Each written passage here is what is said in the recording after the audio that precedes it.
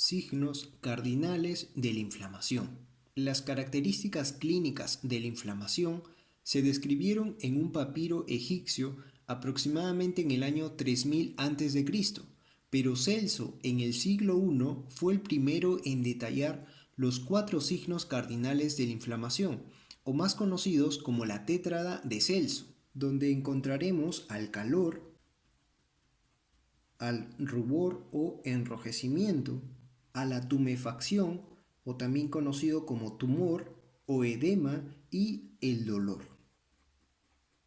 A estos 4 signos se le agrega un quinto, dado por Rudolf Virchow. En el siglo XIX hablamos de la pérdida de función.